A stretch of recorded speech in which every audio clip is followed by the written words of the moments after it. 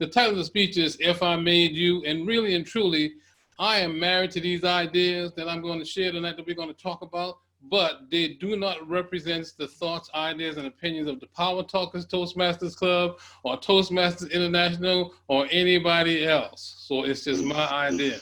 Now, our panel tonight is varied. They have a diverse set of pedigree, for lack of a better term, and I'm going to share with you who our panel players are tonight. And we want you to give them lots of attention because, you know, they got lots of wisdom. First, we got Mary Strode. Mary Strode recently retired from the California Department of Public Health, has been a member of Power Talkers since 2016, and enjoys being part of a dynamic, cohesive, and highly functional club. Let's give a round of applause for Mary Strode. Let's hear it from Mary Strode. We got Jake Tuschinski. Jake Tuschinski is an internationally certified life coach, happily married and cooperating and co-parenting for 20 years while cohabitating less than 50% in any given year. Let's hear it for Jake Tuschinski. And we got Adrianna Lucero, who's the training and evaluation director of an educational nonprofit called City Year, and one of those strange Toastmaster couples in a club with her significant other. But let's give it up for Adrianna. Let's give it up for Adrianna too. And by day, Audrey Ellison is a catering and event manager, and by night, she is single and never wants to mingle. Let's hear it for Audrey. Give it up to Audrey. And finally, I was just going to say that Leon Williams was a man, but since he gave me an intro, I'll tell you about Leon Williams. Leon Williams has been with his wife for 22 years and married for 16. Ladies and gentlemen, we all know how wonderful it is for us to experience personal growth. We know that we all want to live a peaceful life without a lot of hassle, a lot of interruptions, a lot of pain, suffering. Well, part of being in a peaceful life without a lot of pain and suffering is having a significant other. You don't have to have one, but most of us get accustomed to the idea of having a significant other. Now, this first idea that I'm going to talk about is one of the myths that I believe, and you know, once I talk about this, I may investigate what the people who are not in a relationship think, but that's okay. This is a free space. This is a safe space, and you can say whatever it is that you want because nobody's going to hold you to it. How many of you heard that marriage is 50-50? Can I see your hand? You ever heard marriage 50-50, relationship is 50-50? Yeah. Well, as far as I'm concerned, it's actually 100-100. It's not 50-50. And you know, in the interest of equipping you beforehand, Audrey, why don't you tell me what you think about this 50-50 versus 100-100 idea? Let's hear from Audrey. Okay, I think I agree with the statement that it's 100-100, even though I've never heard it, but it's because I don't think you're looking for someone to complete you necessarily. You have to be your own whole person before you can be in a relationship that's not codependent, but it's healthy with you together. Hey, now that's pretty nice. And you know, Jake, since you mentioned the 50% in your introduction, what do you think about the comparison between the two numbers, the two ways of looking at it? Well, I like the way that Audrey said that because it is true. You've got to be a whole person. So just to support the idea that I did want to bring that up, because my husband and I don't cohabitate all year long. We don't depend on one another. We've got to be completely independent. And when we are together, we're just, maybe you could say we're 200% because we are enjoying life all the more and appreciating one another. But certainly if we were dependent on one another, then what is life like when you're separate? But half full. That's okay. Thank you very much. Thank you, Jake. Appreciate that. Now, this other statement here. Let's listen to this statement, Leon. Check it out. Some things, when you're in a relationship, when she does X, it means she loves you, right?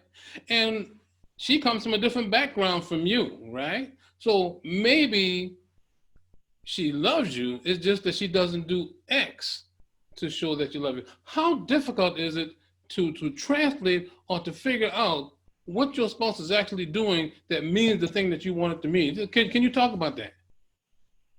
Sure, Victor. In my opinion, it's not difficult to translate. What's difficult is to recognize that you need to translate. So let me expound on that further. It is definitely the book Women Are From Women Are from Mars, Men Are from Venus. No, Women Are from Venus, Men Are from Mars. It is exactly so. And people in general are just so different. And the important thing is to recognize that that that she may not love me the way I think she needs to love me, or I may not love her the way she may want me to love her. So to recognize how she wants to be loved is the where the rubber meets the road, in my opinion. Say, Audrey, from what Lee just said, when you're entering into a relationship, how do you navigate those particular waters right there? Because you don't know the person all that well. I mean, how do you do it? I guess it's hard until you really get to know them, but I usually like to ask people and friends too what their language of love is, because I think people show love differently, whether it's physical touch, gift giving, acts of service, the other two. And I know I can recognize it when I like refresh myself on the languages of love, like what I show. And like my mom does acts of service to show love. And I'm verbal. That's another one. I'm not so great at that one. But I think when you know their style, it's more easy to see where they're coming from and how they're showing their love. Okay, so ladies and gentlemen, I think we all know relationships that have ended, and we probably know more relationships that have ended than we know relationships that have survived. So taking into account being able to translate what the other person means to show you that they love you, sometimes it can get a little rocky. Mary, speaking of this rocky part, as you begin a relationship, how do you know that the little rocky thing in the beginning is just part of the growing process to get to a great relationship? Or is there a certain period you get to when it's time to cut and run? Mary, would you talk about that a little bit? Yeah, that's a very gray area. And I think that is as open and honest and authentic as you can be from the very beginning. Those little rough spots will be more of a learning opportunity than things that might break you up. But I think that a relationship being a two-way street, you know, both people in the relationship need to be coming from that place, because it's possible one person could be very hurt or very offended by the rough spots more than you. So again, just being open and honest and putting communication very high on the list of, you know, things, qualities, I think it's going to help a lot in the long run. Thanks, Mary. Anybody want to comment on what Mary said? Do we have a few moments we can do that? Anybody? Everybody? Okay. As a boxer, I heard somebody was saying that you can have a plan in a boxing match, and you can get into a boxing match and you can be all set to go on that plan. And I'm not saying that marriage or relationships is a fight, but when you got two heads, when you got two people with minds of their own, sometimes it can seem like that. So this boxing person is in the ring and everything is fine until they get stung really, really good. When you get stung really good, you just forget all about the plan. Now, so let's talk about the vicissitudes of a relationship that's headed down the wrong direction. Why is it so difficult to come to an agreement? You came to an agreement to get together. Jake, what's the big deal about getting to it? If you want to go your separate ways, what's there to talk about? That's you, Jake. By respecting one another? I think I'm going to put that as first. Why do you want to talk about anything? Because it's ultimately respect. Somebody has an opinion or an idea.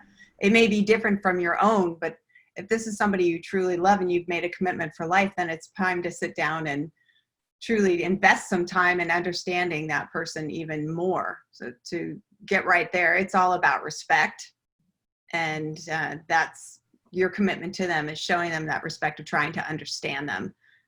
So coming to an understanding is, I think, key. Adrianna, do you think that coming to an understanding will make it easier to come to a decision? I mean, if you're leaving, you can decide on the parameters or the guidelines of leaving, whether you get the house, whether you get the dog. Do you think that's pretty accurate to be understanding?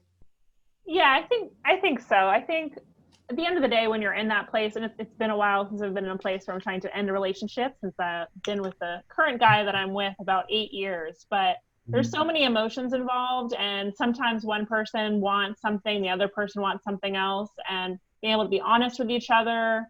And I think when you do have all those things in place, having a decision ahead of time of how you're going to handle those disagreements, I think that's really the most important thing. So yeah, I think it's all about understanding. It's all about listening and patience, definitely. Okay, and those are all good things. Does anyone have any comments about what Adrianna just said? Anybody agree? Anybody disagree? It's open forum here. Victor, every question that you've asked so far, including this one of the most important ingredients is starting with listening. Mm-hmm. Listening is the very, it's the foundation. And when you listen to someone, it's easy to figure out what their point of view is, and it helps to understand them because you've listened to them. Okay, all right, thanks, Leon. Anybody want to comment about that? And keep going if you got something to say. So, go ahead. I can be quiet. Watch me. Okay. Well, I'll just say on Leon's thing, something that is often that men for Mars, women, and the language we use. And one of those things that my husband and I had to come to was even that term of, you're not listening, but rather would say, please understand me. So we made sure that we removed that from our vocabulary of listen to me to please understand me. And we got that from a book. And that had to have been 20 years ago or something. It was a book that was out called Please Understand Me. And that's the phrase that we use is please understand me. If I feel like I have to say, listen to me, then I realize that my emotions need to get into check and then we can go forward. It makes a big difference just switching that up. In terms of relationship with people that you're not even involved with, they say that we teach people how to treat us, right? We all heard that you teach people how to treat us. We've also heard the story about the flea trainer that Zig Ziglar talked about in some of his talks, where you got a glass jar and somehow he got fleas in the jar. I ain't done it, but he got fleas in the jar and put a cap on the jar. And for the first few minutes, he heard the fleas going ping, ping, trying to jump out the jar. Ping, ping, right? And then after a while, they stopped making the ping because they would jump just short of the jar. So basically, they were being trained. And according to his story, after you unscrewed the jar, you could set the jar wherever it was forever, never, never, and the fleas would never try to jump out. Now, that's a prime example of being trained. Mary, what do you think some of the areas that we train our spouses, our significant other, we train them on how to do things by what we're doing? Can you talk about that a little bit? I think that we can train or educate our significant others by sharing our experiences so that they understand like where you're coming from. Like earlier we were having a conversation around translating behavior, and given that your behavior is a function of your upbringing and your culture, part of quote unquote training your significant other is by sharing those kinds of things with them so that they have that information, they have that knowledge, and then that can go both ways, of course. So you kind of train each other, and that can help provide a foundation for understanding behaviors or reactions or even perspectives and thoughts on what's going on in the relationship or outside the relationship. Anybody want to talk about that? Anybody got some comments about that? This is a panel discussion. It's a panel. Well, the arguments, discussions, which turn into arguments, a lot of times we can train each other on how that goes. And it doesn't matter, 20 years later, you are still discussing or arguing the exact same way. And I think that's really important.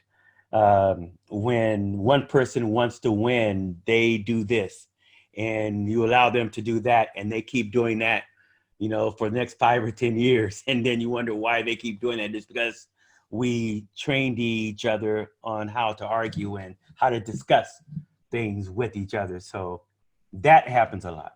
Good. Anyone else? I was thinking that you can't change people, but you can change their behavior. Mm-hmm.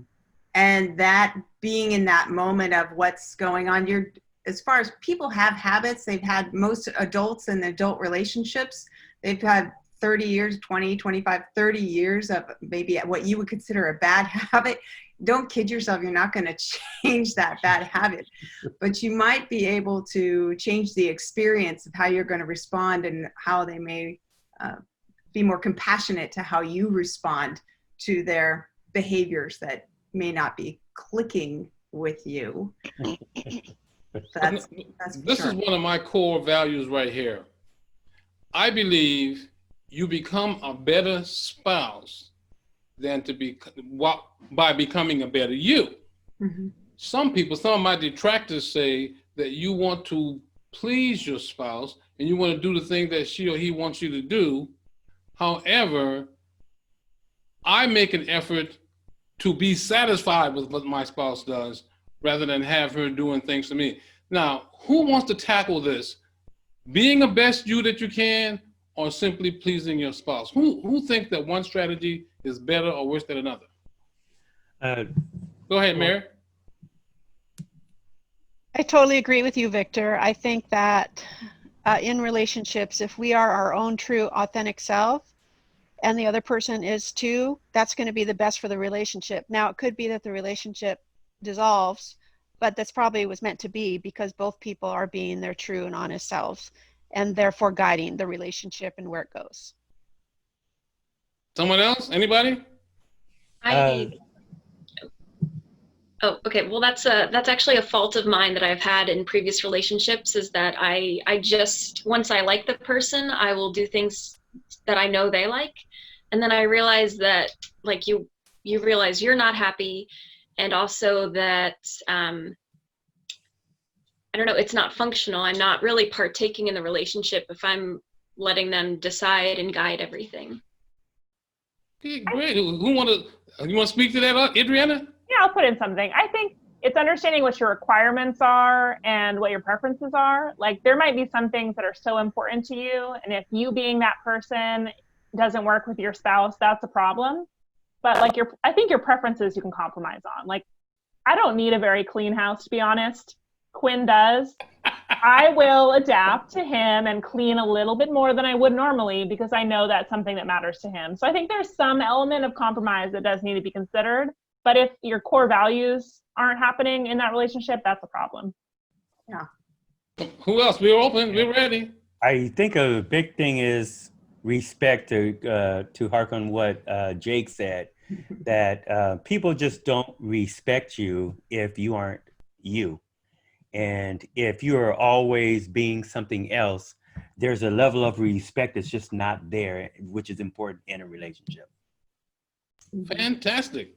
Another one of my core deals is we can take so much more than we know. Now, I'm not saying that the relationship consists of you taking as much as you can or even anything vaguely resembling that.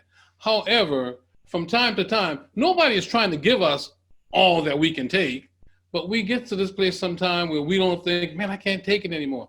My belief is that you can take far more than what you think. And I got a story about that.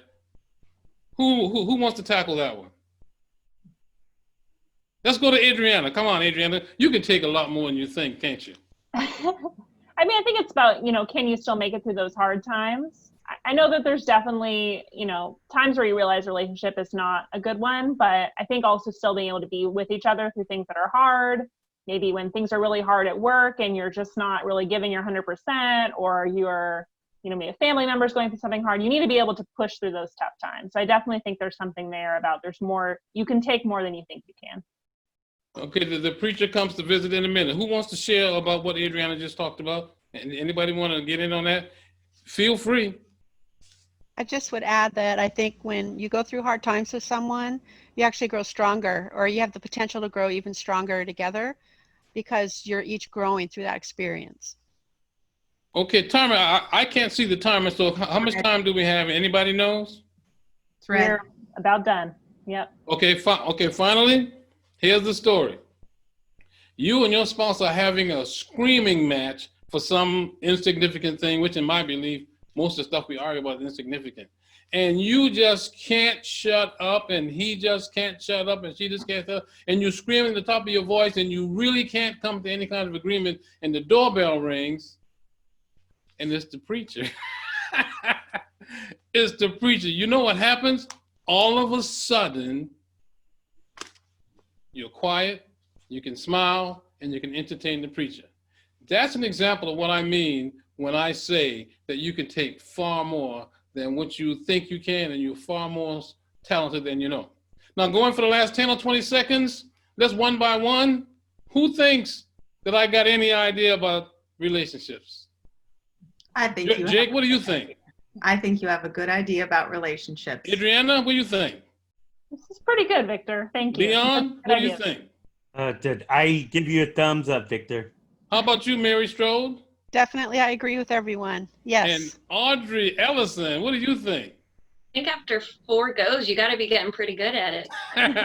Well, ladies and gentlemen, I want to thank each and every one of you for taking part in this panel discussion. And I certainly hope that we had some fun and we learned some things. Until next time, have a good time.